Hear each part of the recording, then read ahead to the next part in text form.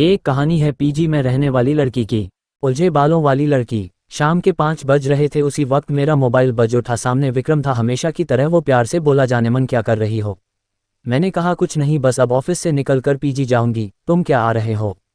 और सामने से जो सुना उस पर विश्वास नहीं हुआ। विक्रम बोला, जान पैकिंग कर लो, हम घूमने जा रहे हैं। आज फ्राइडे है, मंडे भी ऑफ है और ट्यूसडे की मैं छुट्टी ले लूंगा। तुम बस पैकिंग करो और रास्ते के लिए कुछ खाना पैक करवा लेना, मैं जल्दी पहुंचता हूँ। विक्रम भी ना सरप्राइज कर देता है कभी कभी। पिछले 1 महीने से इसी बात पर हमारी बहस चल रही थी। मैं उसे कह रही थी लॉन्ग वीकेंड आ रहा है, प्लान बनाओ, पर उसने अपने घर जाने की रट लगा रखी थी।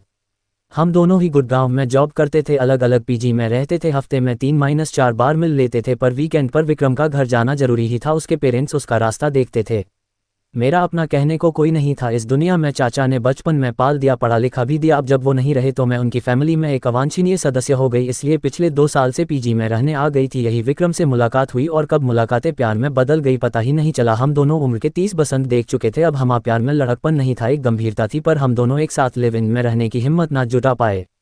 खैर, ये तो हुआ परिचय। अब अपनी कहानी पर आती हूँ। उस दिन जैसे मेरे पैरों को पंख लग गए थे। मैं बहुत खुश थी विक्रम के साथ इतने दिन बिताने की कल्पना से ही मैं सेहर उठी थी। मैं जल्दी से सब जरूरी चीज़ें पैक की, अपने वॉकिंग शूज़ कसे और रेडी थी। तभी फ़ोन पर मिस्ड कॉल, यानी विक्रम आ गया। मैंने जल्दी ही सामान गाड़ी में रखा और बैठते ही विक्रम को चुम लिया। वो भी बहुत खुश हो गया। उसने कहा, रुबिन भी रेडी, हम एंजॉय करेंगे। हम पूरी रात ड्राइव करते रहे और जब सुबह की पहली किरण उदित हुई तो हम उत्तराखंड के एक छोटे से हिल स्टेशन पर पहुंच चुके थे। वहां हमने थोड़ा घूम घाम कर देखा। हमें रहने के लिए नदी किनारे एक शांत सी कॉटेज मिल गई। रूम बहुत बढ़िया था, बड़ी बड़ी खिड़कियां और सामने खूबसूरत नदी। विक्रम जानता था मुझे क्या पसंद है। हमने जल्दी से फ्रेश होकर पहले अपनी नींद पूरी करने का प्लान बनाया, पर बिस्तर पर आते ही वो रोमांटिक मूड